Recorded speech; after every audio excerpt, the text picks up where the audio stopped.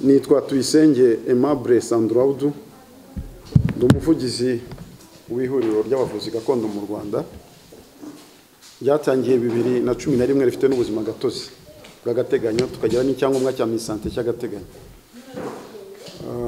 Tubanje kubashimira bamwitabiriye.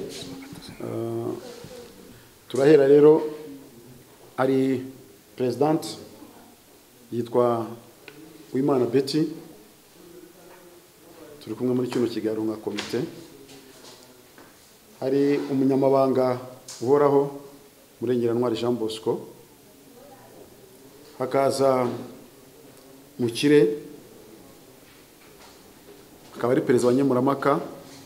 Hano hirya yacu hari umupapa yitwa Etienne, akaba yarabaga muri komite y'indurama amatwe gushaka kumenya gutsimbara yitwa Nyiraneza Gertrude, nawe akaba ari vice president, ariko akaba yariyomoyeho aho igikorwa cyo guhinganya kwa perezida wa Repubulika bavugaga ku munsi mukuru bashyizeho utabaho.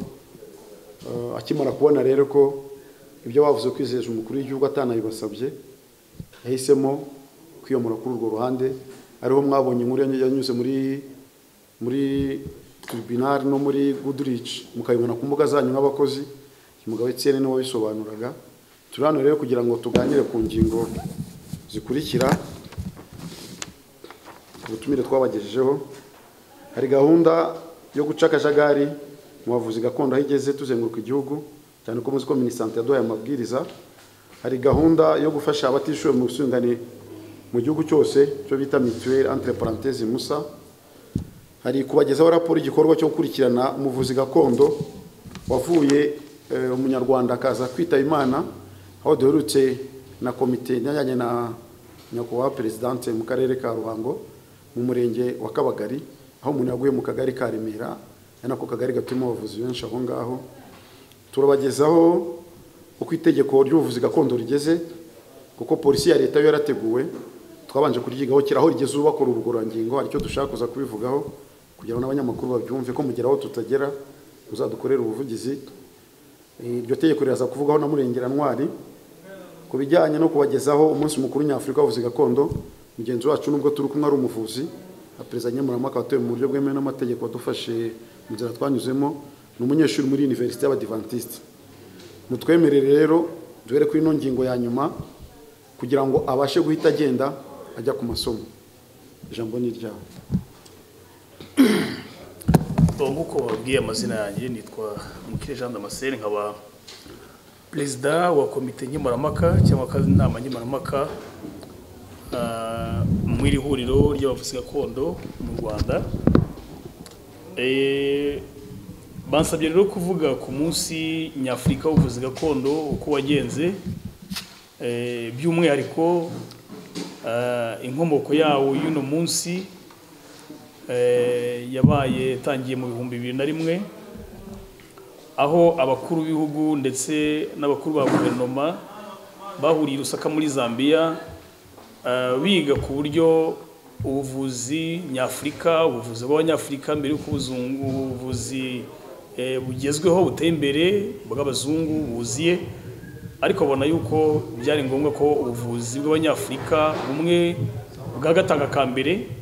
Ibyo byose bitaraza, uburyo bwakoraga, uburyo bwari buriho, babona ko igihe cyari kigeze cyo kugira ngo nanone bakomeze bateze imbere ubuvuzi nyafurika. Cyane cyane rero muri iyo nama hemeranyije yuko umunsi mukuru nyafurika uzajya uba tariki 31 z'ukwezi kwa munani buri mwaka, kwizihizwa ku rwego rw'ibihugu byose byo muri Afurika. Natwe rero by'umwihariko mu Rwanda wizihizwaga mu rwego rw'igihugu, ariko mu ruhame mu bavuzi gakondo batangiye kwizihiza mu 2010, aho bari bateraniye i Huye muri IRST, mu kigo cyahoze ari cy'ubushakashatsi cya IRST. Ubwo rero bikomeza yuko abavuzi gakondo bo mu Rwanda bazajya bawizihiza noneho mu buryo bwabo mu gihugu hose. Iri huriro rero rya Aga Rwanda Network cyangwa ihuriro ry'abavuzi gakondo mu Rwanda rikaba ryaratangiye mu 2011, aribwo ryabonye uruhushya rw'agateganyo na Minisiteri y'Ubuzima ibarekuriye gukora uwo mwuga. Kuva icyo gihe rero urumva iri huriro ryashyizeho amabwiriza shingiro cyangwa amategeko shingiro yabo. Muri uno munsi rero uba umunsi mpuzamahanga duhora twiza buri mwaka. Kuri inshuro rero nanone ya 10 na numuri ari yagiri ya 12 kushura 12 wijijwe nanone n'abavuzi gakondo mu Rwanda aho twakoreye kuri stade ya Kigali i Nyamirambo. Uyu munsi rero wagenze neza nubwo uno munsi wabanje gusa nkaho uhura n'imbogamizi. Zimwe muri izo mbogamizi zikaba ari zuko uwahoze ari umuyobozi wegujwe ku buyobozi bw'urugaga Nyirabineza Gertrude yari yarakoresheje undi ku itariki enye z'ukwezi kwa munani mu buryo butemewe, mu buryo butaziranyweho n'abavuzi gakondo, bituma rero n'abagerageje kwitabira uwo munsi nabwo barafite imbogamizi. Atese ko twumvise ko umunsi wabaye ese uzigiye kuba kabiri, ntabwo ari uko wabaye kabiri. Uwo munsi uba rimwe, nuko icyo cyabaye nyine cyabaye nk'agaciyemo. Kandi nabwo kugira ngo nanone tujye kuwukora hari habanje kwandikwa inzandiko, handikirwa umujyi ko umunsi wabaye utagomba kuba, ariko nyine hakibazwa umunsi washyizweho n'abayobozi b'ibihugu n'abakuru ba guverinoma ukizizwa ku bihugu byose, uburyo umuntu yakicara we wenyine akigira inama zo kuwuhindura akawushyira ku itariki itariyo. Ibyo nabyo tuza kurangizaho ko tubonye uburenganzira bwo gukora umunsi mukuru ku gihe cyawo nk'uko byari bigiye, nk'uko leta isanzwe ubuzi. Umunsi rero wagenze neza, wizihizwa n'abavuzi gakondo baturutse mu turere twose tw'igihugu. Nubwo hatabuze gucamo ibiganiro, nagiye nkurikirana bivuga ngo hari abantu 10 ariko nabwo hari ibintu nyine nabyo biba bitangaje. Iyo ubonye abantu bari kuri stade hafi barenga 500 bateraniye ahantu, abantu bakavuga ko ari abantu 10, abanyamakuru bahari, inzego z'ubwite za leta zihari zatwakiriye zikadufungurira uwo munsi. Ugasanga rero yuko twaragiye tugira imbogamizi. Gusa zimwe muri izo mbogamizi twari dufite zari izawo kajagari ku buryo umuyobozi mukuru yegujwe inteko rusange ariko agakomeza n'ubundi kuvuga ko ari umuyobozi. Ari nacyo cyatumye icyo kibazo gikomeza gukura, aho yenda ngiye twavugaga byo ku munsi mukuru nyafurika washyizwe ku itariki enye. Nshobora gusaba mugenzi wanjye Etienne wari muri komite yateguraga uwo munsi ibyabaye kugira ngo uyu munsi n'ubundi ugaragara abantu bagomba kuba barenga 1000, tubonye abantu n'ubundi bari muri 500, ariko tukaza kubona abo bantu icyari cyabaye cyari ikimbere cyatumye n'ubundi kino kibazo kivuka mu hagati aho ngaho. Murakoze. Nyuma yuko Gertrude Nyirabineza ahagaritse komite yatoranwe nayo mu gushyiraho indi komite yangize vice president we, ubwo rero amaze kongera vice president we twahise dutangira gukomeza dukorana, ariko muri ya mikorere nkagenda mbona afite imikorere idahwitse.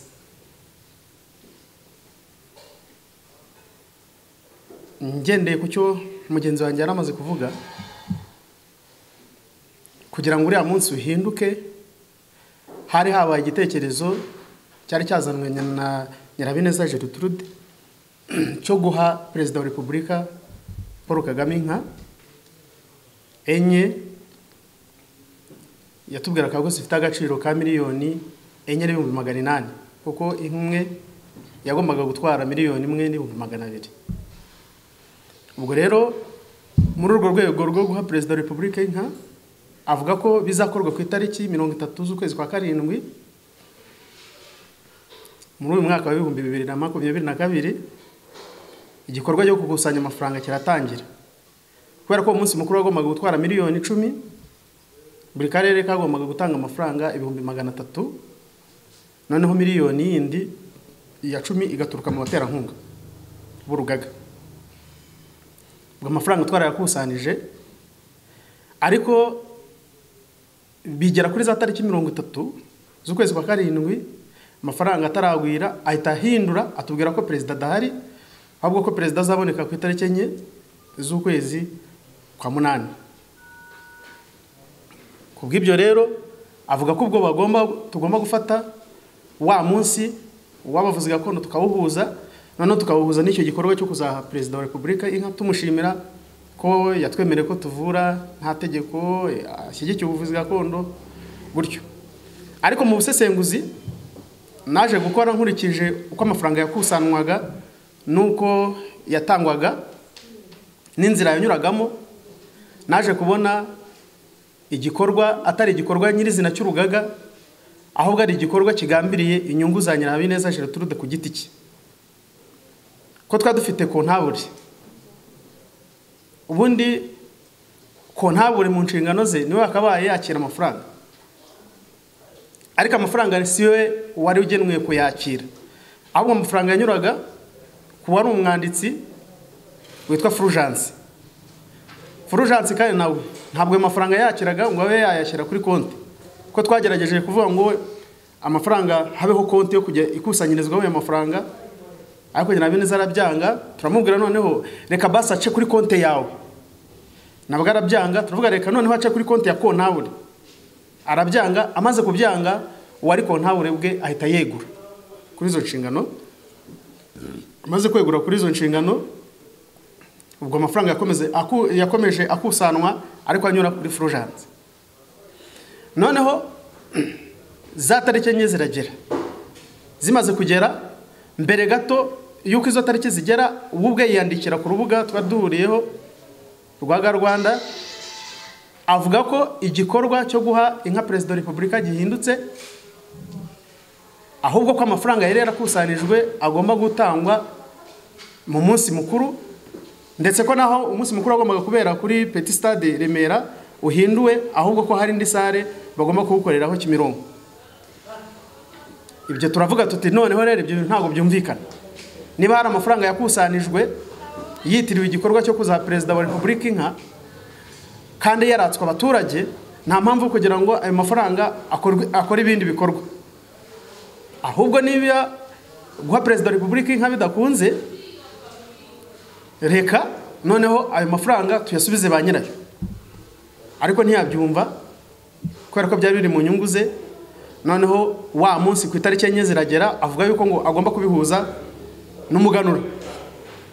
Ariko mu by'ukuri cyari ikinyoma, kubera ko umuganura ubwawo ntabwo uba ku itariki 4, ahubwo umuganura uba ku itariki 5 no gukomeza. Kubera yuko mu mateka y'umuganura umwami yagombaga kuganuza abatware kuri ya tariki yagenwe, noneho babatware ahubwo bakajya kuganuza abo bayobora inyuma mu matariki y'inyuma. Urumva we yakabaye yarabikoze we naho mu itariki 6 cyangwa 7 cyangwa 8, ahubwo yaratanguranijwe cya gikorwa cyo ku itariki 4, avuga ko abihuza n'umuganura, kandi umuganura utaraba, avuga ko ari umunsi mukuru nyafurika w'abavuzi gakondo, kandi atari byo, kuko umunsi mukuru nyafurika w'abavuzi gakondo ku itariki 31 z'ukwezi kwa 8 kwa buri mwaka. Tumaze kubona rero ibyo byose ko ari binyoma, wa munsi umaze kuba icyakora, ikintu twabonyemo nuko wari umunsi wo guhabwa inkoni iri kwaka umuriro, ko byanaciye no mu itangazamakuru. Gukusanya amafaranga avuga yuko ari we kuremera wacitse ku icumu rya jenoside, ariko ayo mafaranga yarangiza ntayamuhe wa mu wacitse ku icumu, ntaremerwe ya mafaranga akayarya ku giti cye. Gukusanya amafaranga avuga yuko ari ay'umwavoka wo kuburanira urugaga, mu gihe wari vice president we yari yamaze kumufungisha. Uwo mwavoka tukaza gureba tugasanga ni baringa, kandi amafaranga twarayakusanije agera ku 700. Ayo mafaranga tukabura irengero ryayo, amafaranga 800 yo guha abantu abauditeri bo kuza kodita kugira ngo barebe umutungo ko utarigishijwe w'urugaga. ayo mafaranga nayo twarakusanije ariko tuza kubona ba auditeur nabo ari babaringa ko batigeze babaho n'ibindi binyoma byinshi yagendaga kusanya bigendanye n'amafaranga ako kanya amafaranga twakurikirana iherezo ryayo cyangwa irengero ryayo tukayabura. Ibyo rero dushingiye kuri ibyo byose nkanjye wari vice president we nahise negura mpita mva muri iyo gahunda ndetse mpita njya no mu itangazamakuru ntangaza ko nitandukanije nawe. Uwo munsi mukuru rero wabayeho ku itariki 4 ntabwo wari umunsi mukuru w'abavuzi gakondo ahubwo wari umunsi mukuru we ku giti cye kuko ubwawe se wari umuganura kandi nkuko nabisobanuye ntiwari n'umunsi mukuru w'abavuzi gakondo kuko nyuma n'ubundi umunsi mukuru w'abavuzi gakondo warabaye nkuko byagaragaye mu itangazamakuru. Murakoze. Nkuko rero mwumvishije Etienne wari vice president wahoze ari umuyobozi w'ihuriro, ibyo byose byatonye mu by'ukuri uburyo umunsi wagombaga kugenda itangazamakuru muri aha ntabwo byagombaga nyuma y'ibyo bintu byose baba ari abavuzi gakondo ubwabo basanzwe bakora umwuga, ayo mafaranga mwumva yakusanywaga n'ubundi nibo yagendaga avamo. Urumva rero nabo hari aho bari bamaze gusa nkaho barengerwa n'ibikorwa birimo biba badashobora no kubona ubusobanuro bwabyo, bituma rero uko byagenze kose gusa umunsi wagenze neza. Gusa ibi ntabwo nanone ndubitinda kuko nabonye nyuma y'inzandiko nyinshi twanditse, nyuma ya raporo twakoze ibibazo biri mu ihuriro ry'ubuvuzi gakondo mu Rwanda, aho minisante yatwandikiye urwandiko idutumira kugira ngo tuzigane bino bibazo kugira ngo wenda iby'ubutaha umunsi mukuru utaha uzaba umeze neza uzagende neza. Gusa nanone turacyasaba ubuvugizi. Mpamvu tugisaba ubuvugizi nyuma y'igihe kirekire tuvuga bino bintu, mu butumire twabonye komite ngenzuzi itari muri bino kuri runo rupapuro ruriho ubutumire twabonye twashyikirijwe, kandi mu by'ukuri mu gihe twatangiraga guhura n'ibibazo byinshi iyo komite n'ubundi yasaga nkaho ari izingiro ry'ibibazo twari duhuriyemo. Bikaba rero tutibaza impamvu mu gihe urwandiko rutumira abantu bazitabira inama iyo komite ngenzuzi tukaba tutayibonyemo. Nyega ko nshobora guha abagenzi banjye umwanya ku ngingo zikurikira nanabisiguraho kuko hari izindi gahunda zihutirwa nsabwa gukemura kugira ngo igihe muza kuba mutambona muze kumenya yuko ntagiye abamasubiza ijambo. Rero ubugizi bw'ihuriro ndakoze. Yitwa Murengerantwari Jean Bosco, akaba atuye Kabarondo n'umuvuzi gakondo. Komite yose n'abavuzi atuye Kabarondo, akaba ari muri babandi bafungishwe na Gertrude komite ikimara gutorwa, afungwa bwa mbere uyu nguyu kubera leta nziza ireba kure amushinja amafaranga adahuye na za kashe arafungurwa. Mu minsi bari bahari mwabonye duha Gisabo tuyishimira na kre nuko bajye bakomanga bakavuga nagaruka ko bakora inkuru kurusha abandi, ahubwo batubaye bugufi kandi namwe muri tugoba bugufi. Hakurikiyeho gufunga uyu mama rero, ndibuka ko twagiye kuri ributuzo turi nk'abavuzi bagera ku ijana, nyuma ndiko twagiye kujya kumufunguza na kereta atagira kuravuganira hani mu mategeko yirakara iyo umuntu afungwa aba yafunguwe. So mu ncamake rero umunyamabanga agiye kutugezwa, urumva uko ari babiri bazize ihuriro bajya amabuso. Buryo umuntu umudamu ufunzwe akamara ibyumweru 3-4 n'umwana n'umugabo usize abana, n'umugabo akubaza ngo ariko ubundi uri mu biki kudahembwa, ibyo ni biki mubamo mumaranira ibiki ukabura icyo usubiza umugore n'abana. Agiye kutubwira ku itegeko ry'ubuvuzi ryatangiye 97 ariko baza kubijyanye n'abavuzi abanasi, ibindi ragiye kubitubwira ariko y'abavuzi gakondo agiye kutubwira aho rigeze n'imbogamizi zaba ziri. Ijambo ni ryanyu.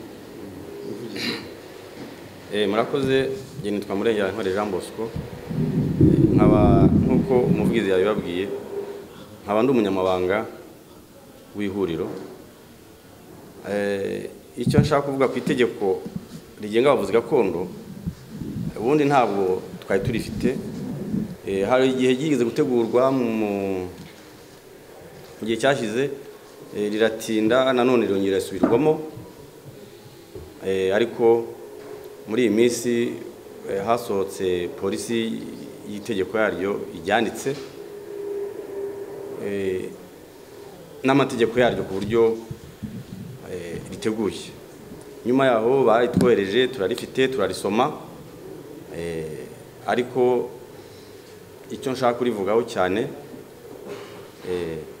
nuko twarisomye tugasanga mu mategeko bagiye bashiramo agenga ubuvuzi gakondo n'abavuzi gakondo bemewe uko bakwiye kwitwara, dusanga harimo ingingo zishobora kuba zaheza bamwe mu bavuzi gakondo, mbega ku buryo ubuvuzi gakondo bushobora kuba bwacikamo ibice kandi ari ubuvuzi gakondo bw'abanyarwanda muri rusange. Izo ngingo rero, ingingo ikaba ubundi mu gitabo cyose twarasoje dusanga ko amategeko ari meza, tuyubahiriza, ariko tubona bateguye neza, ariko hari ingingo twasanze ebyiri twifuza ko izo ngingo zakwigwaho, zikaba hahamagarwa abavuzi gakondo bakuru uwo mwuga gakondo. Ubundi n'ubuvuzi gakondo n'ubuvuzi umuntu asigirwa n'ababyeyi, ngira murumva gakondo icyo bisobanuye, ubukomora mu aho uvuka mu muryango cyane mu mpano y'abanyarwanda gakondo. Twasanze rero iryo tegeko hariho izo ngingo zibaheza, ingingo ya 77 n'indi ya 99. So kuvuga ngo byose ibyo ngibyo biri muri izo ngingo ngo twarabinenze, ariko hari ibyo twanenzemo, hari n'ibindi by'ibizima twasanze bishobora kuba biheza bamwe mu bavuzi gakondo kandi bavura abanyarwanda kandi mu buryo bwemewe, mu buryo bugaragara. Turifuza rero ko leta y'u Rwanda yarebesha ubushishozi kandi mukatuvuganira nk'abanyamakuru kugira ngo barebe izo ngingo, kugira ngo ubuvuzi gakondo bugire ireme, bukomere, kandi abanyarwanda bareke gucikamo ibice nk'uko itegeko nshinga ry'u Rwanda ritemera ko abanyarwanda bashobora gucikamo ibice, ari itegeko rihuza abanyarwanda ngo babe umwe. Turifuza rero ko ubuvuzi gakondo bwaba bumwe, hanyuma igihugu kikagenda neza n'abaturage bakabona amahoro. Rero nicyo kintu nashaka kuvuga kuri iryo tegeko, ko dukorera ubuvugizi, hakazahamagarwa abantu bavura muri ubwo buryo, bakicara bakavuga uko bavura kugira ngo bigaragare, byaba na ngombwa bakajya n'ibindi bintu bategeka abavuzi gakondo kugira ngo bigaragare ko abavuzi gakondo bemewe mu Rwanda, ko nabo badahejwe n'iryo tegeko, kugira ngo ubuvuzi gakondo bunozwe. Icyo kintu twifuza ko mwatura ubuvugizi bwabyo. Ubwo tugeze ku ngingo icyo namwunganiyeho yaravuze nk'abanyamakuru. Murabizi itegeko rishobora kuva muri minisante.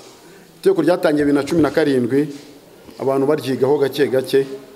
Abavuzi gakondo, abaperezida b'uturere 30 barahuguwe n'abavuzi gakondo bajyamo, haza na polisi ya leta turaza kwibaha.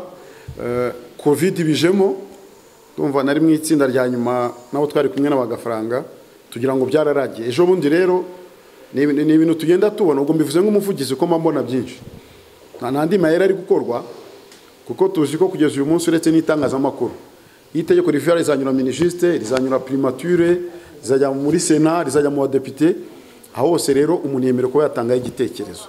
Impamvu bivuzeho n'imbanziriza mushinga, nekereza ko ejo bundi hari umunyamakuru numva ari Gisabo yagiye kuri umudogiteri twa Joel amubaza n'iryo tegeko ko bariteguye, kuko decentralisation bijya mu batekinisiye, yuvuze ngo abantu bavuza ingoma ngo n'abapfumu, uvuga ngo abavuza ingoma n'abapfumu ngo nibemerewe kuvura. Nekeza ko ubwo abavuza ingoma bavuga n'abarangi, kuko ndabona muri guseka hariya, kuko impamvu mu biseka ari inyuma ndabizi. Hari abantu twari kumwe ubushize mu giterane cy'abarangi, umunyamakuru agira ubwoba, niyo mpamvu ari guseka hari arabizi, aratitira ngo ibintu bibaho. Ariko numva wo kuri televiziyo ngo twarabasobanuriye, umurangi ni ikirimi cy'ikigande cyangwa ikinyankore kuranga. Uyu munsi mu Kinyarwanda tubyita ubuhanuzi. Ubupfumu ntago ari Ikinyarwanda, ni ikirimi cyo mu bafumbira, gupfumura, kumurika. Rero bavuze umurangi umva ari ikintu gikomeye ngo inzoka, oya, ahubwo mureke twe gucamo ibice.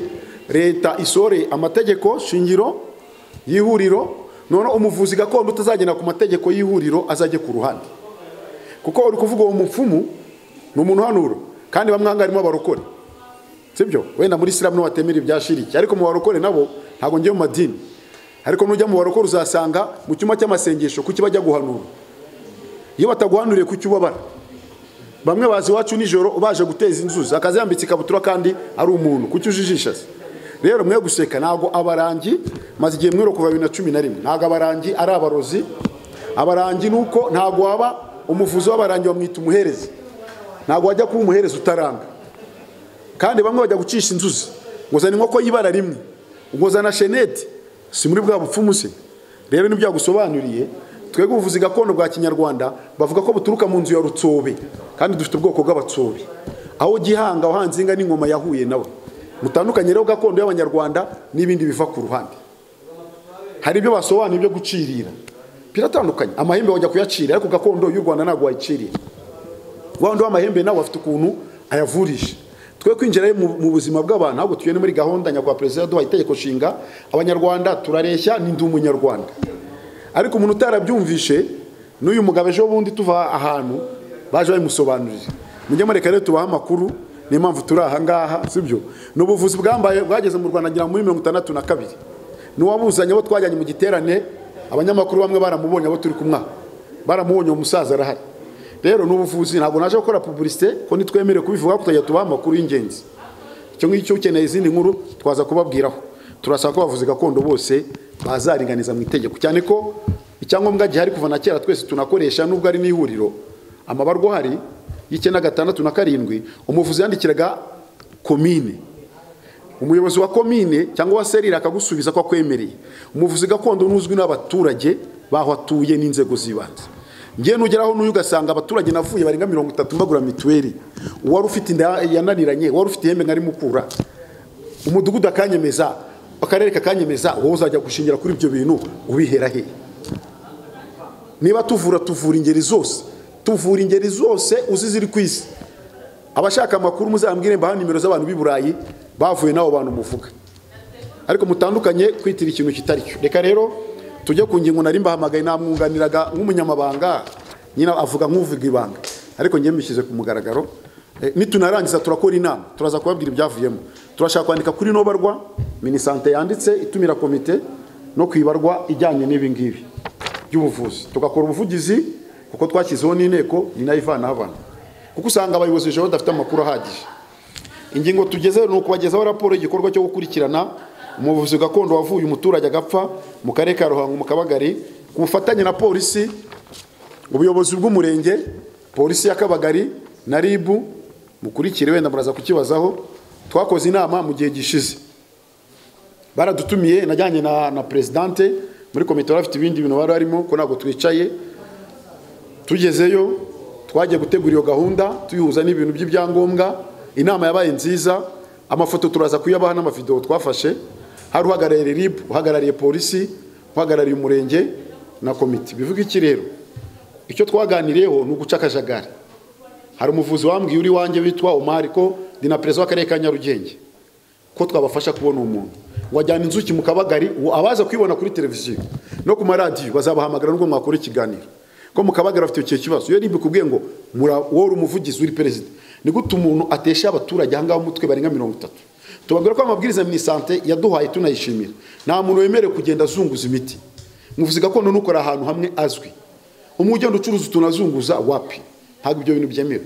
Rero twaraganiye dusanga uwo muvuzi gakondo wari uwo mugabo wari uhari bavuga wapfuye yari asanzwe arwaye. Ni BTN yakoze kuri iyo nkuru, bagaragaza ko yari ararwaye ajya ikirinda kuko ni inzira ikomeza, basanga aroroherwa aragaruka. Baravuga ati hari undi se wapfuye gutyo, reka tumujyane mu Kinyarwanda. Nibyo tumaze imisi tubwira abavuzi, ntabwo twicaye. Kirazira kwakira umuntu utavuye kwa muganga wa kizungu wananiwe anakwereke. Urumva agezeyo yararembye, undi nawe atangira kwiga amugwaho. Wa mugabo utangiye kwiga ageze gute? Wana mu nkuru uzajya mugira chief editor. Natwe nibyo yakubwiye mu bavuzi ugomba kumenya ubuvuzi uvura n'ukurusha imbaraga. Aratoroka. Kugeza ubu rero uwo muvuzi ntago ari umuvuzi wacu. Oya, mwihuriro ryacu na ahantu ari na hatoya rwose, hamwe na gato na ahantu ari. Ntago ari umuvuzi wacu. Cyo cyo mu cyumvi mugifate neza. aga yatangiranye n'abandi komite zirasimburana, ari ababanjije ari abasimbuye ari byakomeje, nta cyangombwa na kimwe afite. Ni umuntu wavuye ahantu bita Nyamagabe azaje kwivuza n'umugore we. Uwo mugore wundi wari umufite ni umugore warapfusha umugabo, abona kubaho wenyine bidashoboka, undi ajyayo ukavura uwo mugore nawe abumwinjira. None ajya kureba ku muntu avura, nyine afite ushobora kuba mvura n'uko avura arakopera ajya kubyigira kuri wa wundi bitanahuye. Ni mu murenge wa Kabagari, akagari ka Remera. Akagari ka Remera, kuko ari n'umwanzuro twafashe, president asoza aza kubabwira ibyo twagezeho kuri iyo gahunda. Libre rero twayemera ko tugiye kwifasha umugabo witwa Omari, igihe tumubonera tugomba kumuhamagara tukamubaza tukareba koko niba mubeshyera, kuko hari ibirego birenga 20 n'umukena nimero z'umukuru wa RIB mu Kabagari turamubaha. Ndetse wenda bafite n'umuvugizi wabo na komanda wari uhari nawe yari ahari. Umwanzuro twafashe president araza kubagezaho kubijyanye n'ibizakorwa nyuma yaho, ariko ikintu cya mbere abo ntago ari abavuzi bacu, munabyumve sibyo, nta byangombwa yari afite, ni n'umuntu waje wiga. Inkuru ya BTN afite WhatsApp ndazibaha, mwumva icyo yavugaga. Ni umuntu wagendaga ari nk'umumamyi sibyo. Ibyo rero muri leta y'u Rwanda by'umuvuzi ugenda ujarajara ntabwo byemewe. Abanyamakuru benshi turaziranye, mwari mwabona nza kwiyamamaza ku mateleviziyo ngo ndavura hanana, oya. Kandi nongeye kubabwira ko abavuzi gakondo bose tutavura kimwe. Dufite n'abatwinjira bigize abateka muto, dufite icyo bita ubuvuzi kamere santé vie, ari byo bita ngo n'abatampera. Dufite ubuvuzi bwa gihanga wahanze inka n'ingoma, bwo bugenda bugabanuka bitewe n'abantu. Kera abantu bajya gukoresha inzuzi, abandi bagakoresha amazi, abandi bagakoresha amasaka, ariko umuntu wese ari kugenda acirira. Ariko mwibyitira abavuzi. Ese kujya ahantu mu cyumba cy'amasengesho cyangwa ku murokore ugasanga pasiteri afite agafurari gutya, kuki agakoresha ari abantu bagwa hasi, kuki atagafite ba abantu batagwa hasi? Kuki ibintu byose mubyitura twego ngo turi abantu? Ntabwo turi abantu babi, kandi bamwe muzasanga ejo nimutugana cyangwa bene wanyu baratugezeho. Mureke duhe ubuvuzi gakondo, izina ryabyo ni gakondo, nabyo bita gupfumu. Abavuzi bose dufite ntago bahanura. Ubundi ubupfumu ni ubuhanuzi, ni umuntu wateraga inzuzi bwami agaragaza ikizaba sibyo. Ya umwami aramubazaga ngo u Rwanda rwasabara tuzajyayo, u Rwanda ruratera niruterwa, naho byagiye bituruka sibyo. Ibyo bindi bijyanye na gasana nuza rero na gakondo uvuga, iyo gakondo yacu uvuga ishingiye muri mwebwe. Kugira ngo umenye gakondo yawe uzamenye ibisekuru byawe 7 generation, you know, nuzamenya imbaraga ufite zawe utagendeye ku bindi bintu. Ni mpamvu no mu Rwanda ari umunyarwanda umenye ngo niki rutsobe. Rero ubwoko bw'abatsobe niho harimo bavuga ngo rutsobe yahuye na gihanga wahanze inka n'ingoma. So kugira ngo rero ducunguze uburyo umwete, turacyakomeza tujya ku yindi ngingo, nuko bagaragariza kureba ko gahunda yo guca akajagari igeze mu gihugu. Tugahita dusoreza ku ngingo ijyanye na mituweli, president araza kubivugaho. Gahunda ijyanye n'akajagari, inteko rusange yateranye tariki 8 z'ukwa gatatu, yabereye hano n'ubundi muri kano kagarano muri 10 ariho yegushinyira Bineza Gertrude. Ku murongo w'ibyigwa hariho gahunda ijyanye na gahunda za minisante. Ikiganiro n'abanyamakuru twakoze twongeye kubivugaho no mu nteko ishize tariki 7. Nyuma aho no twabonye nyakwa minisita yumvishe ubusabe bwacu basohora rero atangazo. Kugeza uyu munsi rero twazengurutse amajyepfo yose, uturere twose twazengurutsemo, twanyuzemo neza duhura wenda n'ibigeragezo, ariko akajagari nko muri Gisagara vice mayor affaires sociales yadusabye ko dukora itangazo. Twamara gukora itangazo abagenda bacuza mu masoko bakaduhagarikira. Nyaruguru ho twasanze hatarimo abantu bagenda gutyo, muri Huye nabo ni bakeye. Tugeze Nyanza dusanga abantu b'Inyanza barimuka bakajya mu Ruhango. Twavuganye n'ubuyobozi bw'akarere ka Nyanza ko dukora iyo nteko rusange, mu directeur w'ubuzima yari ahari. Hari ufatanye ko turi gukora abantu mu masoko, kuko ni mpamvu turi bisigare mu nama. Perezida akandikira abantu mu turere bakadufasha kugenda ku mabwiriza ya minisante duca abantu mu masoko, ko ari abantu bafite imodoka bazenguruka. Uwo muntu uzenguruka ejo se bamuvana he? Kubijyanye rero hano mu karere ka Nyarugenge nanjye magarariye, ngewe ubwanye nifatiye abantu kuri no muhanda barenga 5. Mfite amafoto, mfite n'amajwi, mfite naho banyakeka batazongera kuzunguza, ariko je usanga yanyuza ahandi hantu. Murabizi ko n'abantu bemerewe kugira farumasi. Muzi ko dufite ikigo FDI, kirani ikigo kiri gupima n'imiti cyahagaritse. Niyo mpamvu nekeza ko mu cyumweru gitaha iyi komite nayitumiye, nibamara kubyemeza baraza kumfasha mu karere tubatumire tuzenguruke cyane iriya Nyabugogo, tuzenguruke Nyakabanda, Nyamirambo mo hangaha kuko no hanarimo akajagari kenshi. Kandi ku bijyanye rero n'akajagari kandi mwavuze, ihuriro ryateguye ibyangombwa bitandukanye n'ibyari bihari, ibyangombwa bifite sikana ibirimo ku buryo uzafata icyangombwa nka kuri ya presidente ariyo ugahita ubona umuntu uko abeshya ari mu mwirondoro we. Ibyo nabyo twarabikosoye. Icyangombwa cyacu gisinywaho n'abantu babiri, gisinywaho na perezida, kigasinywaho n'umunyamabanga. Ku bindi rero mwaza gukenera kuza kumbaza, twaza kubivugaho nyuma. Ndagira ngo mpereze ijambo mama presidente atubwire kuri gahunda yo gufasha abatishoboye mu bwisungane mu rwego rw'igihugu, cyane ko tuzenguruka igihugu. Twavuze ku bijyanye na mituweli, tuvuga no ku bijyanye n'ejo heza. Turi muri gahunda y'igihugu, muzi ko abavuzi gakondo turi mu bantu bagira amafaranga menshi, ariko tugomba no gufasha n'igihugu cyacu. Niba uvura abantu, abaturanyi barwaye amavunja umaze iki? Agasozi utuyemo, ngiye nk'utuyanye hano muri mudugudu, nashobora gufasha umuntu, ntaba ndi umuvuzi gakondo umaze iki? Ejo heza udashobora kwizigamira, utazi igihe uzapfira, utazi n'ibizakurikiraho. Ibyo bintu byose rero ndagira ngo presidente aze gufata iyo gahunda y'ejo heza, mituweli aho tugeze ko twazengurutse mu gihugu, tubasaba n'ubuvugizi. Ahandi hose muzabona hakenewe gahunda za leta mu buvugizi, dufite komite presidente, turabana nimero ye, muzaduhamagare rwose tugende tubafashe. Ku bijyanye na gahunda ya leta turimo tudasubira inyuma, kuko twese nicyo kintu gituma dukora, kuko amahoro dufite hari abayaharaniye kuturusha. Reka mereze presidente ijambo.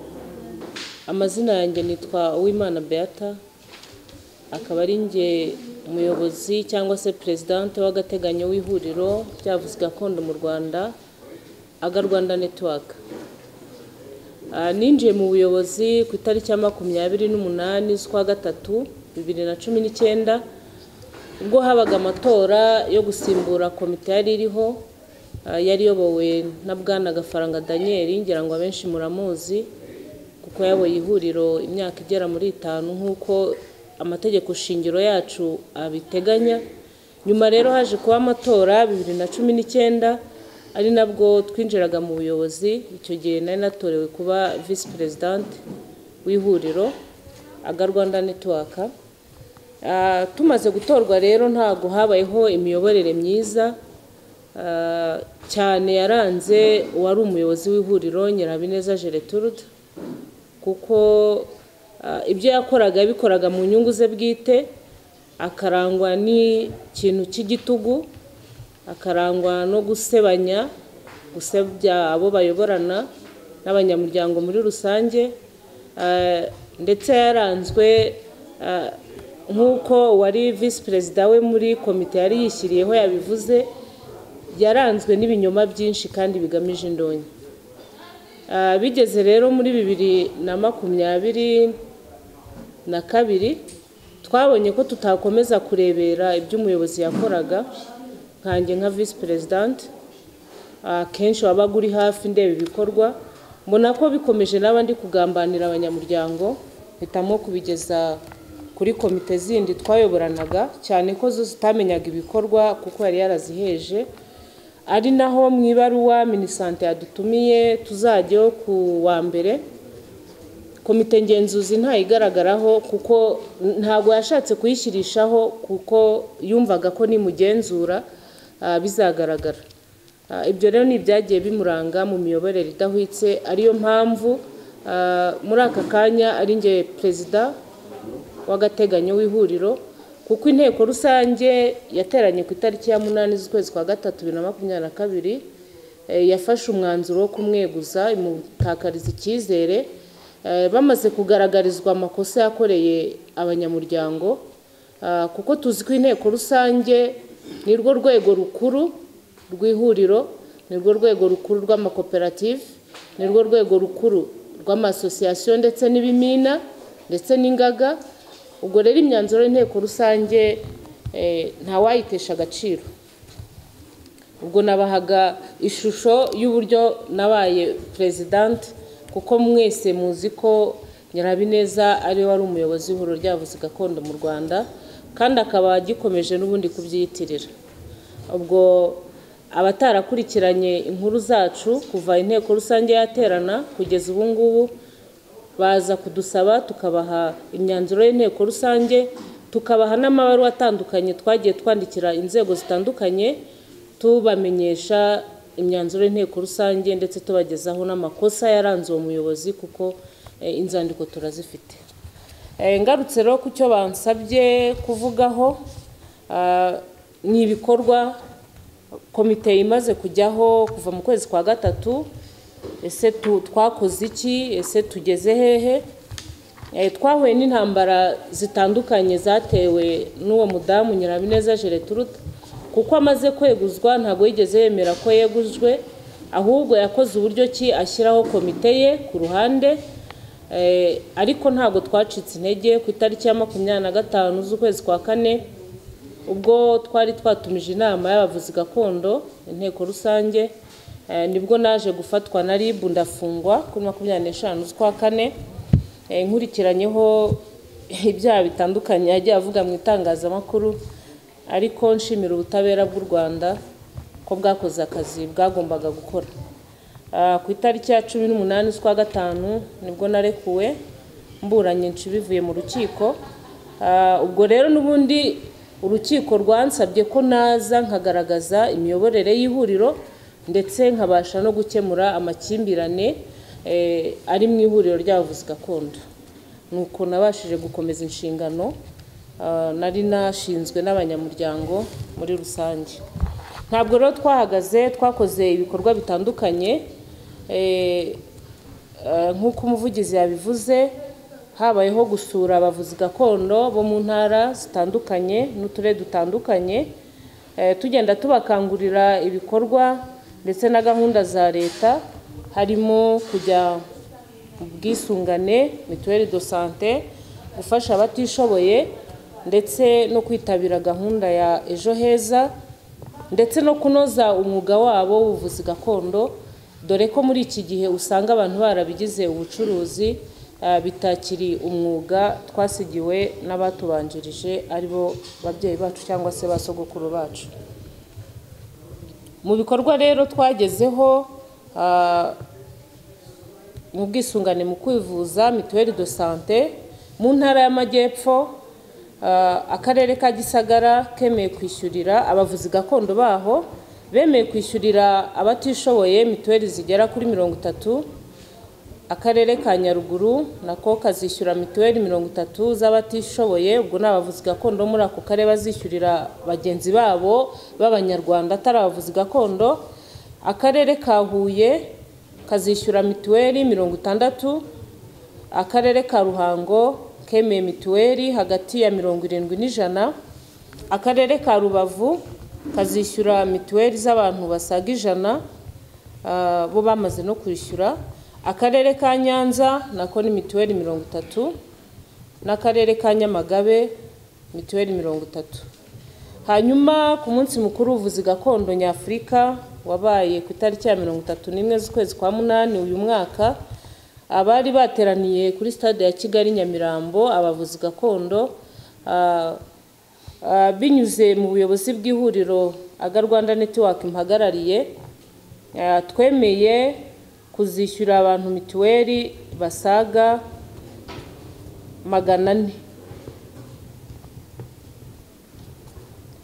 Abo izo mituelle zigera kuri 400 ni abatishoboye bo murenge wa Nyakabanda, kuko twabonye ubusabe bw'umurenge wa Nyakabanda. Hano dufite ibaruwa y'ubusabe bw'umurenge wa Nyakabanda bandikiye ihuriro badusaba ko twabatera inkunga kugira ngo bashe kwesa imihigo ya muri mituelle de santé. Ubwo rero ihuriro natwe kuri uriya munsi twabatangarije ko tuzabafasha kwishyurira abantu bagera kuri 400 batishoboye, bo mu cyiciro cya mbere, cya kabiri n'icya gatatu, bo mu murenge wa Nyakabanda.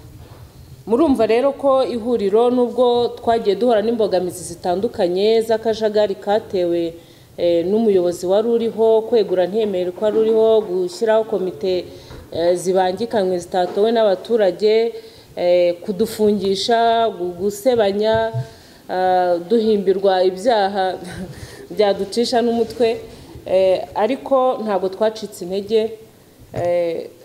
mu bikorwa byacu. Ku kijyanye rero no kwitabira gahunda ejo heza, mu turere twose twagiye dusura, twagiye dukangurira abanyamuryango bacu kwitabira gahunda ejo heza, tugasanga bayirimo. Aho twabonye imbogamizi ni mu karere ka Ruhango, mu murenge wa Kabagari, niho twabonye abavuzi gakondo bagera muri 5 batari bajya muri gahunda ejo heza, ariko nabo twahavuye bafashe ingamba yuko bagiye gukorana n'inzego z'ubuyobozi bwabo zibanze zikabereka inzira zo kwinjira muri ejo heza, baba bakoresheje telefone ngendanwa zabo cyangwa se babifashijwemo n'abayobozi bo muri izo nzego babarizwamo. Ikindi duteganya gukora ni ugukomeza gusura uturere dutandukanye, tureba ingamba zo gukurikiza amabwiriza ya Minisiteri de Santé yo guca akajagari mu buvuzi gakondo. Turateganya kuzenguruka igihugu cyose ndetse dusubiza mu buzima busanzwe abavuzi gakondo bahungabanyijwe n'ibyabaye, cyane ko bagiye bakwa amafaranga adafite aho yabarizwa. Mwumvishe ko hari amafaranga bagiye bakwa yo kugura inka zo kugabira umukuru w'igihugu, ariko izo nka ntizigaragare. Bagiye bakwa amafaranga yo kugabira basizwe iherehere na jenoside yakorewe Abatutsi 1994, ariko amafaranga ntagezwe aho yagombaga kugera. Bagiye bakwa amafaranga yo kunganira ihuriro mu kuburanira urugaga mu gihe nari imfunze, ariko ibyo nta byabayeho. Tuzi ko ibyaha nshinjabyaha biburana n'ubushinjacyaha, ntabwo umwavoka ari uhagarara mu rukiko ngo aburane, haburana umushinjacyaha. Ubwo rero turashaka kuzenguruka igihugu tusubiza ihumure mu bavuzi gakondo, twongera twigira hamwe uburyo twakongera kunoza umwuga wacu ndetse no kubaka urugaga rwacu, ariko tutirengagiza n'ubundi kwitabira gahunda za leta ndetse no gufatanya na guverinoma yacu y'ubumwe gukomeza kubaka ubumwe bw'abanyarwanda. Kuko Nyirabineza Gertrude akomeje n'ubundi no kuzenguruka no kuvuga no guhamagara, avuga ko iyi komite mureba ikorana n'abatavuga rumwe na leta, ikorana n'amashyaka ngo yigumetse ngo harimo za Green Party. Ibyo tubifite ibimenyetso kuko no muri statement yatanze muri RIB ibyo birimo. Nejo umuyobozi wa RIB mu karere ka Ruhango mu murenge wa Mbuye yampamagaye yambaza ikibazo cy'umuntu bafatanye icyangombwa cyatanzwe ku itariki ya 28 z'ukwa 8 uyu mwaka. Mubwira ko icyo cyangombwa cyafatwa nk'inyandiko mpimbano kuko Gertrude wakimuhaye yari yaramaze kweguzwa, kandi twatanze itangazo ritesha agaciro ibirangwa gifite. Namwe ni muri kenera iryo tangazo turaribaha mudufashe kugira ngo rigere henshi, kuko nta burenganzira kibifitiye yamaze kweguzwa. Ubwo rero amuhamagaye amubaza iby'icyo cyangombwa, ese mubwira ati abo ngabo bakorana ngo na Victoire Ingabire. Ubwo murumva twagiye mu majyepfo, twakoze inama ari inzego z'umutekano, ubuyobozi bwa RIB, ubuyobozi bwa polisi, ku murenge, abashinzwe imibereho myiza, abashinzwe mituweli, abashinzwe sante mu karere. Ariko haracyavuga ko iyi komite ikorana n'amashyaka atemewe, ikorana n'imitwe y'iterabwoba. Ubwo rero murumva ko ibyo bintu ni ibintu bikomeye byakagombye no kuduca intege, ariko ukuri kuko ari ukuri ntabwo ducika intege. Turacyakomeje rero kuzenguruka igihugu twongera kuvugurura imikorere kandi twongera kugarura ihumure mu bavuzi gakondo. Ndongera kwibutsa rero ko iyi komite ubundi twatowe turi abantu 13. Ubwo hari komite nyobozi irimo perezida, irimo vice perezida, umubitsi n'umunyamabanga. Hakabaho komite njyanama igizwe n'abantu 3, hakabamo komite ngenzuzi igizwe n'abantu 3 na komite nkemurampaka ariyo Mukireja Damascene ahagarariye. Izo komite rero zose zatowe, nuvuga ngo Nyirahabineza niwe wegujwe n'inteko rusange. Abo bose batowe basigaye 12, n'ubundi turacyari mu myanya yacu, turacyari mu byimbo byacu. Ubwo rero ntabwo ari komite iri ku ruhande, ahubwo ni yindi yatowe n'abaturage 2019, ahubwo hari indi yari yarishyiriyeho ku ruhande nayo yamaze gusenyuka, ari uriya mugabo Etienne yabarizwagamo. ubwo rero komite n'ubundi iri ku isonga ntiyatowe n'abaturage, ntiyatowe n'abavuzi gakondo, we kuri ubu ngubu nta komite afite. Tunibutsa abavuzi gakondo bazakurikira iki kiganiro ko kugezana n'ubu ibikoresho baguze mu mafaranga bavuyemo mu misanzu yabo, Nyirahabineza Gertrude yabyimanye, tukaba tutazi aho yabijyanye, cyane ko yimuye na ofisi y'ihuriro ntawe wabibwiye, nta n'uwo wabigiyeho inama. Ubwo rero ntabwo turabona ofisi kuko biri bumwe mu byo twareze, ikirego kiri muri RIB, dutegereje ko ubugenzacyaha dosiye bushyikiriza ubushinjacyaha kugira ngo tube twagarurirwa ibikoresho by'ihuriro ndetse n'ibindi byakurikiranyweho abashe kubibazwa.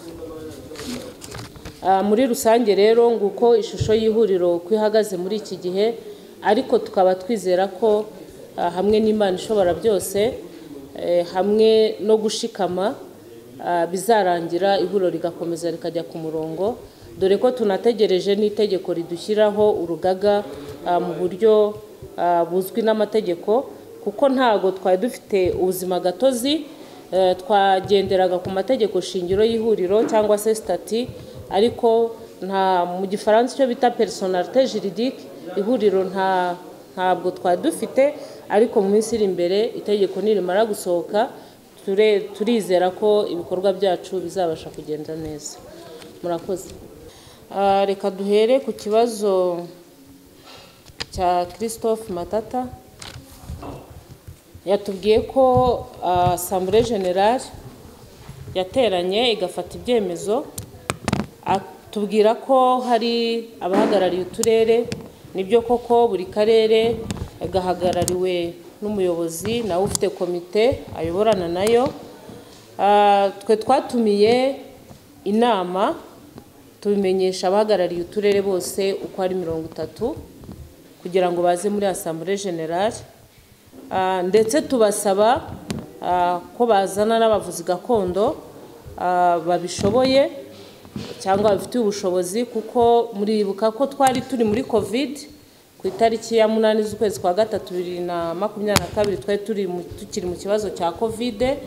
Inama muzi ko zagombaga gutegurwa zikamenyeshwa inzego z'ubuyobozi bwite za leta mbere y'iminsi 7, ndetse hakaba hari umubare aho mwagombaga gukorera inama, umubare ntarengwa agombaga kuba uri muri iyo sare, ndetse muri icyo gihe abitabiriye inama bagombaga kwipimisha icyorezo cya Covid-19 kugira ngo babashe kwinjira mu cyumba cy'inama. Ibyo rero byose twarabikoze, twatumiye abahagarariye uturere tubagezaho ubutumire mu nyandiko, gupima abaje mu nama twarabikoze. Mwakurikira inkuru yasohotse kuri YouTube ya Igisabo uko igikorwa cyo gupima bari bitabiriye iyo nama cyagenze. Hanyuma sare twari twateganyije mu gihe cya Covid, twicaye dutandukanyije dushyizemo intera, yagombaga kwakira abantu 70. Icyo cyumba rero cyakiriye abantu bagera kuri 68, nibo binjiye muri icyo cyumba. Urumva ko n'intebe 2 gusa zasigaye zitakiriye abantu baturutse mu turere dutandukanye. Mukeneye na liste cyangwa se urutonde rw'abitabiriye narwo twaza kurubaha, turarufite. Ubwo rero mbona ko inama yakozwe mu buryo bwujuje ibisabwa nk'uko stati yacu y'ihuriro ibivuga, yashyizweho 2011. Ivuga ko inteko rusange idasanzwe itumizwa byibura mbere y'iminsi 7 kugira ngo ibe, ndetse igatumizwa n'umuyobozi w'ihuriro. Umuyobozi w'ihuriro yabyanga igatumizwa n'umwungirije. Niko byagenze. Nkemurampaka yamusabye inshuro zigera muri 2 gutumiza inama, arabyanga. Banyandikira ibaruwa irahari insaba gutumiza inama muri cya gihe kidasanzwe. Ubwo rero abaturutse mu turere babashije kwitabira, nibo bafashe n'icyo cyemezo cyo guhagarika Nyirahabineza Gertrude. Ndumva ikibazo cya mbere nabangishubije. Ku kibazo cya kabiri wabajije uti komite nyobozi cyangwa se komite executive, bivugwa ko igizwe n'abantu batari abavuzi gakondo, baba barize ibintu bitandukanye. Urakoze cyane. tugaruka ku ijambo gakondo cyangwa se tugaruka ku buvuzi gakondo cyangwa se ku murage gakondo, ubuvuzi gakondo ushobora kuburagwa n'ababyeyi, ubuvuzi gakondo ashobora kuba ari impano ikurimo utarazwa ariko ikurimo, ariko mu gisekuru cyayo hari umuntu wakoraga uwo mwuga w'ubuvuzi gakondo. Nanone ubuvuzi gakondo bushobora kwigwa, bivuga ngo mu Rwanda nta mashuri ya gakondo dufite, ariko nko mu Bushinwa bariga gakondo zirahari. Ubuvuzi gakondo rushobora kubwiga ukabwigira ku wundi, ndetse no muri ba bantu bakoresha inyongeramirire nabo bari mu buvuzi gakondo, bari muri traditional medicine, alternative medicine and complementarity, nabo bajyamo. Burana za reflexology nazo ziza muri traditional medicine, kuko umushinga w'itegeko ubakomatanyiriza hamwe. Kuba rero umuntu yakwiga education akiga amategeko ntago bikuraho ya mpano umuntu afite.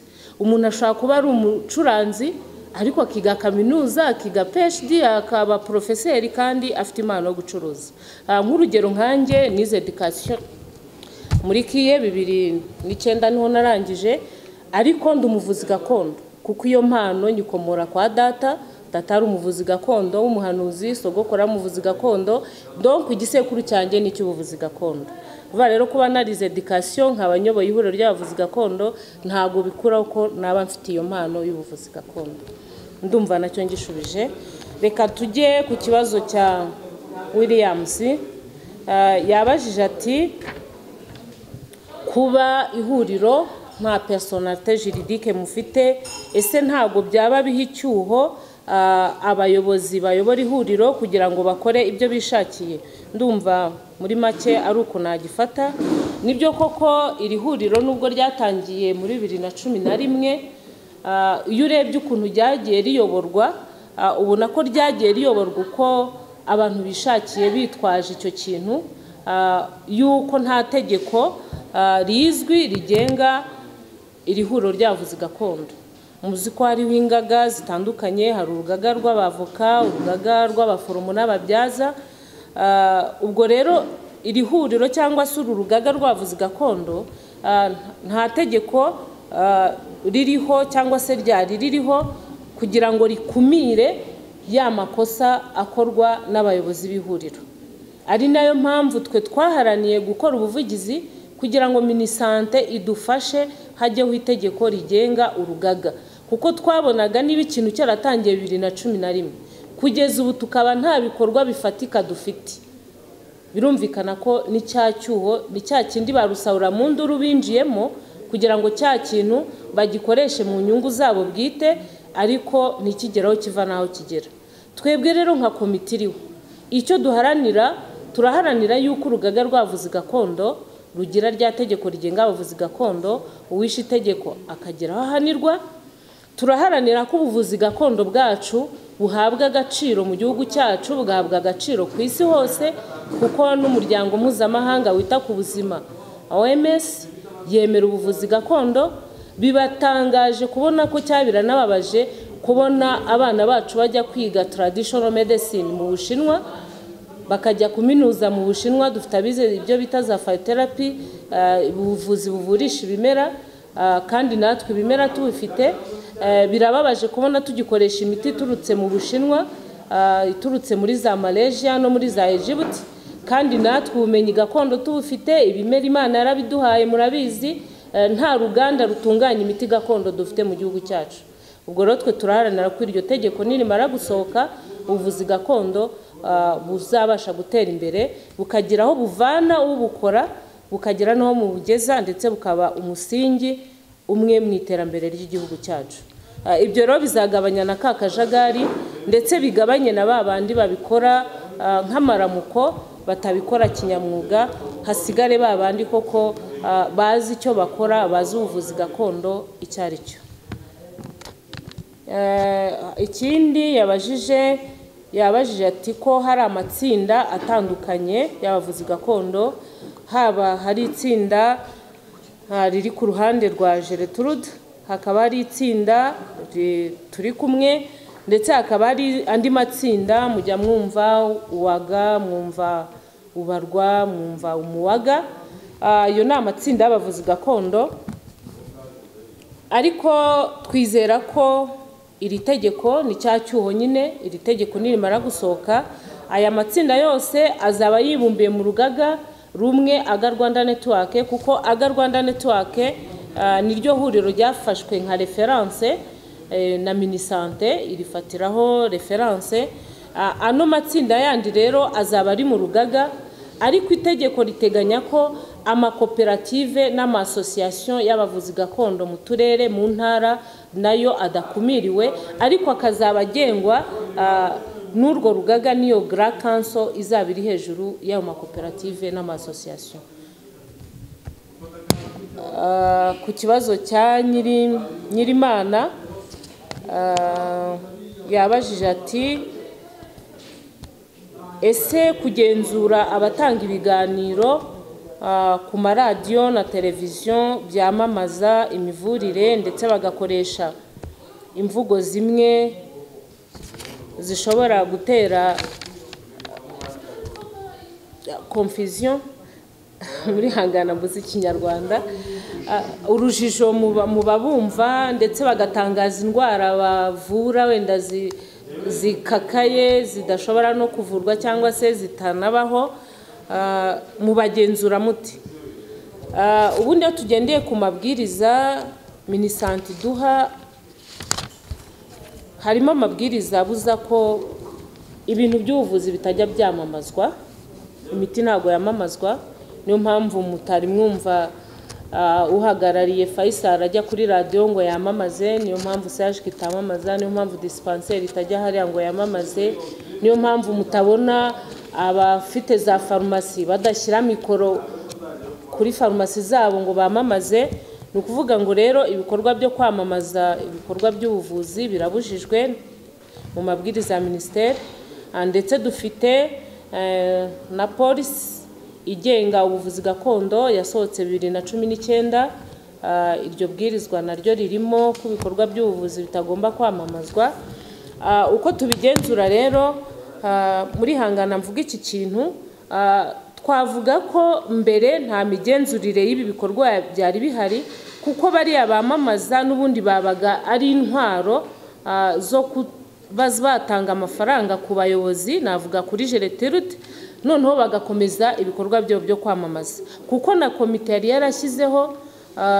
yarashyizemo benshi bakora kiriya gikorwa cyo kwamamaza ku maradiyo. Byumvikane ntabwo uri umuyobozi ushinzwe kurwanya ikintu ngo nurangiza ukore komite noneho y'abakora cya gikorwa. Twe rero uko tugiye kukigenzura, tugiye gufatanya na RURA, hanyuma dufatanye n'abayobozi b'amaradiyo, tubagezeho amabwiriza duhabwa na Minisiteri y'Ubuzima. Abarenze kuri ayo mabwiriza ubwo hazifashishwa izindi nzego, kuko burya ikintu iyo cyabaye ibwirizwa kiba cyahindutse itegeko mu gihe itegeko ritarasohoka. Ubwo ndumva inzego zibireba zizadufasha kandi zigafatira ibihano abagikora ibyo bikorwa byo kwamamaza.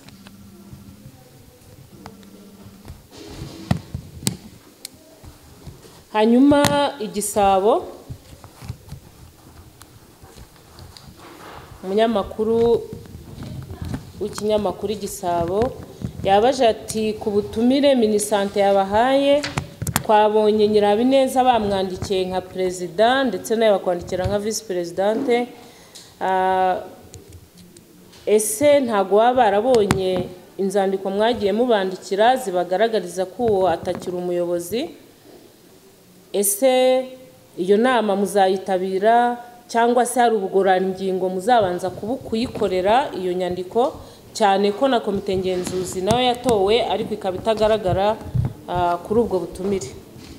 Nibyo koko natwe ubutumire ni kuri twabubonye, ariko twigiye hepfo gato tubona bashingiye ku ibaruwa nyakubahwa wari Minisitiri w'Ubuzima Dr Diane Gashumba yasinye yemeza komite yacu, abariyo bashingiyeho badutumira muri iriya nama, kuko iyo baruwa yagaragazaga ko Gereterute ari we watorewe umwanya w'ubuyobozi, nako ni na raporo y'amatora uko yari yagenze. Ariko inzandiko twagiye twandika twazibagejejeho, amabaruwa turayafite, abakenera baze kutubwira tuyabahe. Twagiye twandikira minisitiri tumugezaho imyanzuro y'inteko rusange, tumwandikira gusaba kwemeza komite yashyizweho n'inteko rusange, cyane ko n'ubundi yariyo yagomba gukomeza inshingano, nta matora yandi yari yabaye. Inzandiko barazifite, ariko nk'uko umuvugizi yabivuze, mu kanya dufite inama na komite n'abandi twabahamagaye, baraza dukora ubugororangingo kuri buriya butumire, tubugeze kuri minisante. Buriya turi butegereze icyo minisante iri bubivugeho mbere y'uko tujya muri iriya nama.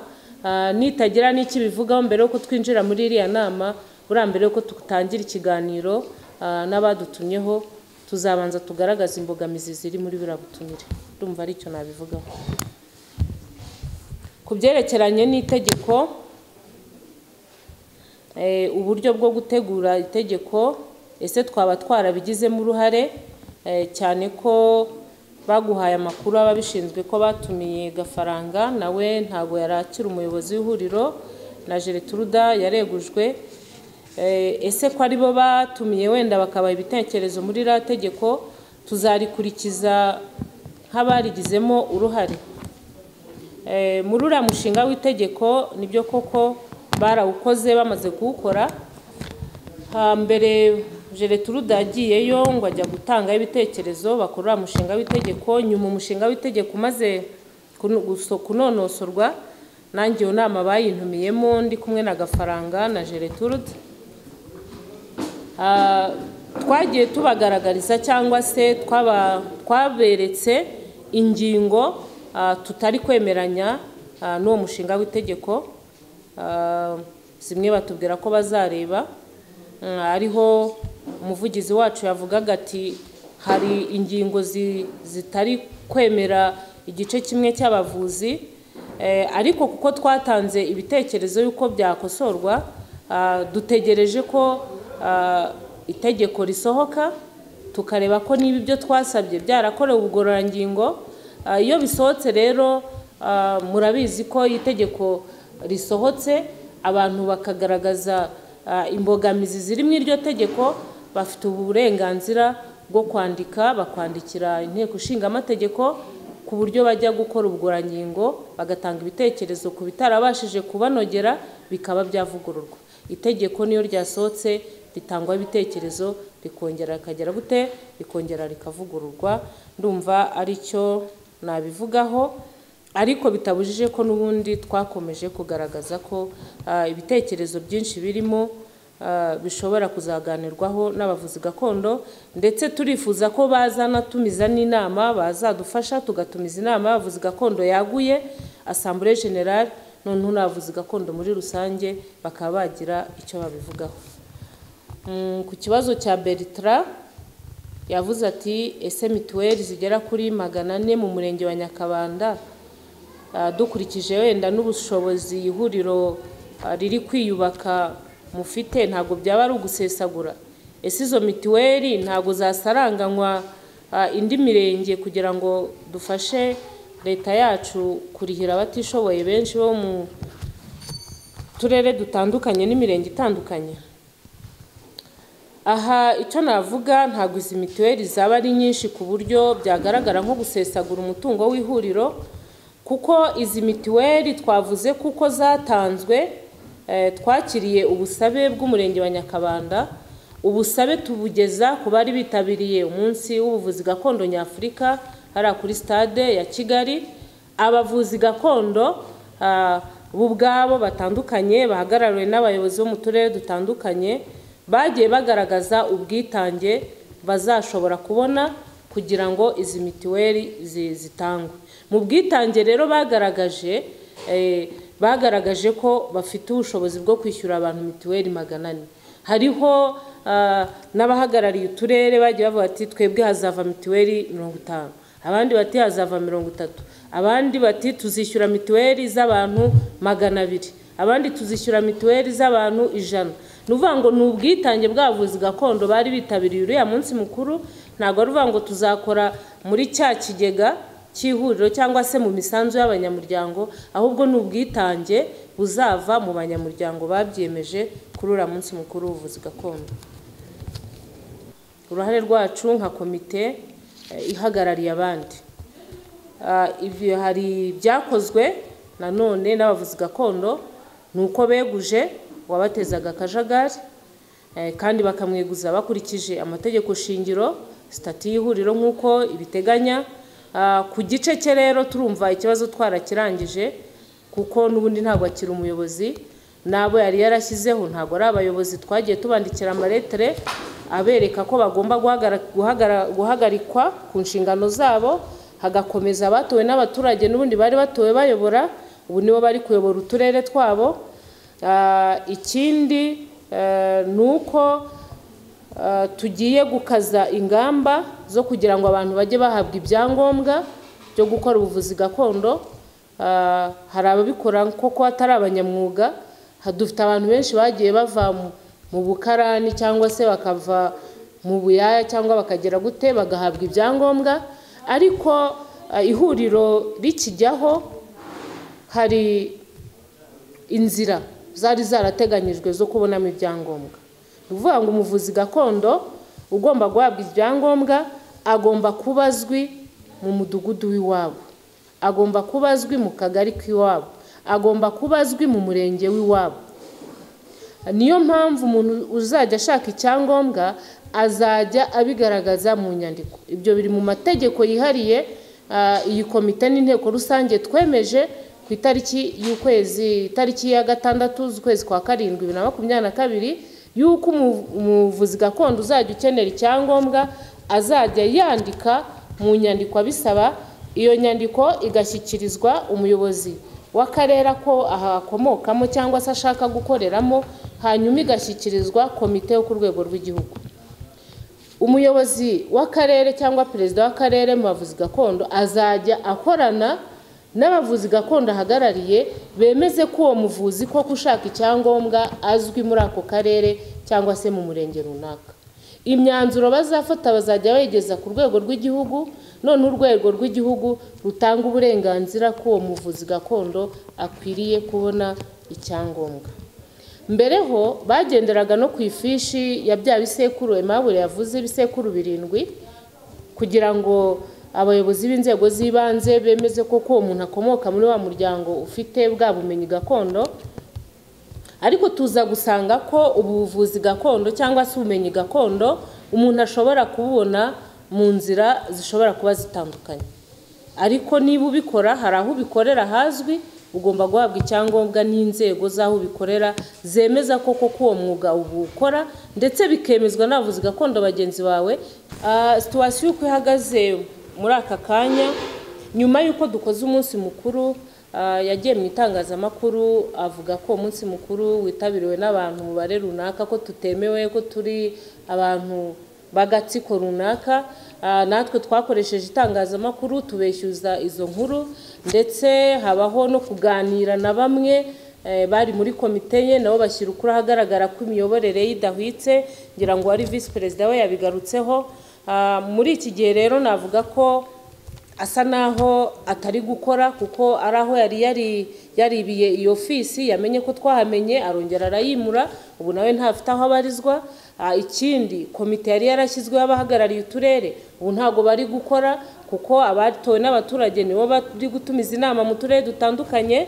Komite yari afite ku rwego rw'igihugu harimo uriya vice perezida Etienne ntayiriho.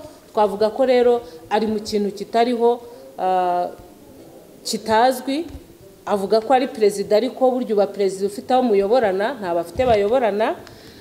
Ikindi nuko ku itariki ya 6 z'ukwezi kwa 7 uyu mwaka inteko rusange yateranye igashinga iyi komite kugeza ikirego cy'uranyirabineza mu rwego rw'ubugenzacyaha RIB, kuko hari ibirego byinshi abanyamuryango bamuregaga, harimo kwitirira inzego za leta, akamunga umutungo, kuko ibarura ryakozwe 2019 yavuze ko ari ibarura ryateguwe na Minisante ndetse na NIDA, bakamuha abatekinisiye.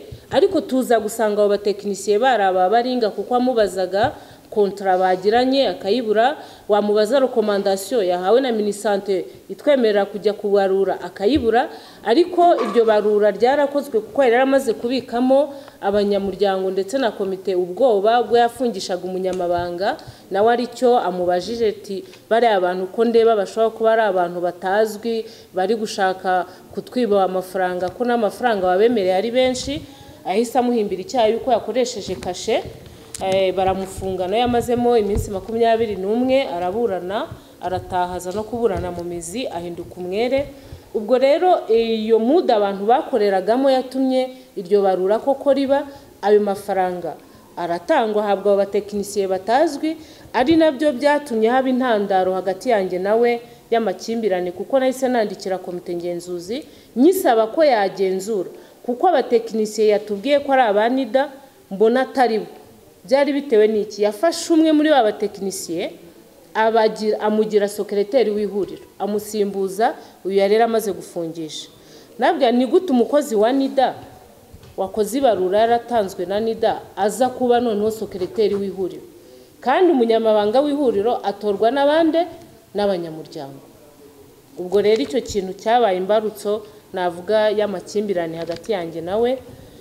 Ubwo rero harimo ibyaha byinshi, harimo izo nyandiko mpimbano kuko akitira ubuyobozi agatanga ibyangombwa bitemewe, harimo ko yaratwibye akatwiba ibikoresho by'ihuriro kandi byaraguzwe n'abanyamuryango, n'umutungo wagiye ku bw'amaherere, n'ibindi byaha yamenyeshejwe na RIB.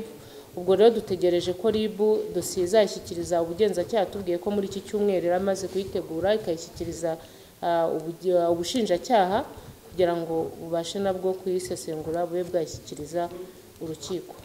Imbogamizi dufite navuga ko ari abanyamuryango, abari abanyamuryango batari bagarurirwa ihumure, kuko bamwe bavuti Nyirahabineza aracyayobora, abamwumva kuri social media avuga ati ninge muyobozi.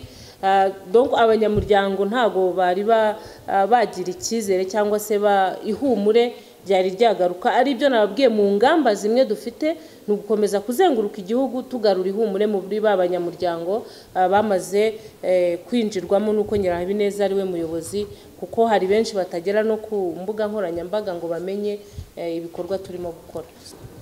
Urakoze cyane. Hari barura ryakozwe muri 2012. Icyo gihe iryo barura ryagaragaje abanyamuryango bagera mu 4,000. Nyuma 2019 ajya gukoresha ibarura wari umuyobozi Nyirahabineza Gertrude yari yatubwiye ko abakozi ba nida, abo batekinisiye, nibarangiza ibarura bazaduha soft ibarura tukamenya ibyavuye mu ibarura, ariko kugeza na n'uyu munota ntabwo abakozi ba nida bigeze batugaragariza imibare y'abavuye mu ibarura. Turacyagendera kuri ya mibare y'ibihumbi yo muri 2012, tuvuga tuti byibura bari hejuru y'ibihumbi 4 by'abavuzi gakondo mu Rwanda. Ihuriro n'ubundi abarangi nabo bari muri Aga Rwanda Network, kuko nabo nabavuzi gakondo bakoresha impano zitandukanye. Ndumva ibibazo byari byabajijwe mbashije kubisubiza. Umunota umwe ko ibyinshi mwabibajije, mbanje kubashimira, ariko nk'umuvuzi yari nyo kumwe na kuri bagenzi banjye. Hari ikintu umunyamakuru wa RBA yabazaga ku mbogamizi, abenshi abanyamakuru barabizi, ariko muzi ko umuntu ashobora kuvugira ku itangazamakuru utagiye muri fond ya dossier ntabwo wamenye ibirimo. Rero ibintu twarabyanditse, iyi komite yaratowe, ariko ikibazo gihari ku rujijo nkuko mwabisobanuye, ingamba zo twarazikoze. Ni niyo mpamvu tuzengurutse uturere ko tumaze kumenya ikibazo gihari. Ikibazo gihari rero n'abatekinisiye bamwe bo muri minisante bagitsimbare kuri Gertrude, kigaragara ko na ministre atabizi. Niyo mpamvu mbivuze ku mugaragaro, vuze ibintu bifite fact, wambaza nkakwerekana document. Ntabwo wajya imbere ya televiziyo y'igihugu n'izindi kuvuga ibintu bidafitiye gihamya. Aga Rwanda Network ni ihuriro ryashinzwe muri 2011. Amatora yabereye muri François d'Assise, hari uhagarariye nyakubahwa ministre Binago Agnes, Mwesige Patrick wakora muri East Africa. Raporo yatanzwe n'ihuriro, gafaranga atorwa, raporo yatanzwe n'abanyamuryango. Ejo bundi rero kubera Nyirahabineza Gertrude Jeanne ari ibintu byateguye kuvana mbere, yaragiye ajya muri minisante n'abatekinisiye barimo bari bakuriwe na harimo uwitwa harimo Claude Nzigiyimana Jean Claude, hakabaho Muhozi Frederic, hakabaho na Rugira ndumva ari Guillaume. Aba n'abatekinisiye minisitiri yari yohereje. Nyuma rero bakoze hari ibarwa ya Minisiteri y'Ubuzima banditsemo bagaragaza icyo kibazo. Minisante yemeza ngo komite, sibyo? Ni ibarwa ya tariki 25 ndayibaha z'ukwa 7 2019 kwemeza komite nshya y'ihuriro ry'abavuzi gakondo. Ako niko kana ari kurisha kari kugunganisha inzego. Ubu ni nago minisante yakemeza ihuriro ryacu. Abatekinisiye bari baje guha minisitiri raporo ibyavuyemo, bagenda babwira minisitiri ngo niyemeze. Mwewe ko mubizi se ihuriro dufite komite, dufite n'abanyamuryango. Ni gute umutekinisiye wa minisante ajya kwemeza? Twe ntago turi abakozi ba minisante, ntago turi ONGO, ntago turi n'abapranto ba minisante. Turi ihuriro rifite stati amategeko shingiro yacu. Aho rero habaye imikosa, ari nabyo gisaba agiye kubaza n'umunyamakuru wa tribune n'abanyabishyira ku mbuga nkoranyambaga. Ntago minisante abatekinisiye bakibeshya minisitiri turasaba uvugizi. Gisaba ejo nege kuri umugabo witwa Dr Joel. Iyo barwa rero biranababaje ko niyo barwa bari kugenderaho mu kwemeza. Mwebwe ko muza amategeko, ministre yemeza komite y'ihuriro gute? Icyo kibazo nawe mukibaze mukisubiza. Iyo barwa rero Gertrude niyo twajya guhagarikisha umunsi tujya kwa DPC wa Gasabo dusanga RPC ari muri gahunda ya handover. Kandi natwe tubijyana nyine biri turota. Baratubwira ati rero turayibona ibintu byanyu ariko ibarwa agaragaza. Ejo njya minisante ndabaza ikibazo mufite niki? Twebwe mwemeje komite, umuntu twegushe kuki mutamuvana ko ari kugenda beshya mu majyepfo. Ariko kubera ko turere t'u Rwanda leadership yoboye neza, aho ugeze ukabereka document biremera. Ahanga yagiye hagarika. Ngiye mureba ngamba mu nzego zibanze. Yavuze ko ngorana n'imitwe iterabwoba kugira ngo inama zihagarare.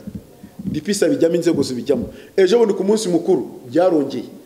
Mudufashe muri abo Dr Joel n'abandi bafatanyije bari guha minisitiri ibintu bitahuye.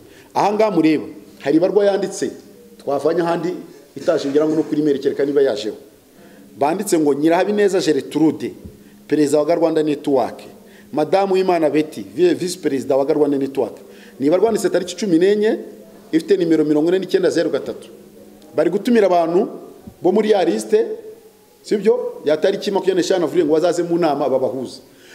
Wowe mutekinisiye uracyabwira ntago ari ninuza wayanditse ni Dr Tarisisi Munga, mwaza kumubaza munyamahanga leta, umuntu hagaritswe n'inteko uracyamutumira nka chairperson gute? Why?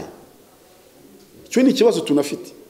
Nitubona kandi tutanyuzwe tuzegera premier ministre tujye no mu zindi nzego zidukuriye, kuko ikibazo kimaze gufata indi ntera. Aranje amenyesha ngo nyakuwa ministre w'ubuzima, umunyamabanga wa leta muri ministeri y'ubuzima, ariko komite itorwa mwibarwa nza kuza kubaha hamenyeshejwe igihugu hafi ya cyose. Kuki batamenyesheje za nzego zose zirimo n'irida FDA, premier ministre, bashyiramo polisi na RIB? Kuki batabamenyesha bakabikora ibintu biri internal? Umuntu aranditse ibarwa ngo icyo muhamagara muzakimenyeshwa muhagize. Kusubyo ibintu murumva ari nose ni convocation baduhaye. So je icyo ndi guso nicyo kintu ngira ngo muze gukora ubushosenguzi. Hari ibintu bigaragara umuntu aritira ko ajya gwa excellence ngatazi mutumye. Icyo ni ikibazo kirarangiye. Agiye kweshya abantu muhari muri minisante ngo aracyari umuyobozi kandi nteko twaramweguje. Urutondo ubona rw'abantu bangana gutya bose nta numwe bamenyesheje iyo nama. Niyo mpamvu mukaya tugiye kwicara twandikira minisante tuyisaba. Namwe muri abayobozi aho muri. Iyo utumije inama ugaragaza umurongo w'ibyigo, niba tumiye ukugaragaza no wazitabira. Toko ibyo bimeze nka ritima kugenda mu nama bakakubwira ngo egura cyangwa kora ibi. Twere tugiye kwandika, dufite umunyamategeko twandike tugaragaze ko hari komite ngenzuzi nawe yazanye ibi byose. Genzuzi kugeza uyu munsi kuri no barwa wumva nyakubahwa ministre yemeje, genzuzi niya yemeje kandi yaratowe. Cyo ni ikindi kibazo dufite. Kandi iyo ministre yagutumye ubumuhagarariye mu ncamake twakoze ibisabwa, wisi yaramumenyesheje. Ejo bundi gisaba agiye kubaza Dr Joel Beata Fungwa yarayisobanuye ko minisante iratureberera kandi ibyangombwa twe tubitanga. Turibaza impamvu bagaruka no muri systeme yacu kandi Joel hari byavuze muri RIB. Ibyanjye ndumva ni ibyo ngibyo nari ndi kubabwira imbogamizi zirimo. Nicyo kibazo cya Dr Joel yagiye yandika, ibyo byose byavuyemo kandi bagaragariza ibijyanye n'ibyo bibazo bindi birimo ahangaha. Nicyo kibazo murakoze. Ndumva ni wari ufite ikibazo yambaza, ariko imbogamizi ni 3 n'ibyo ngibyo.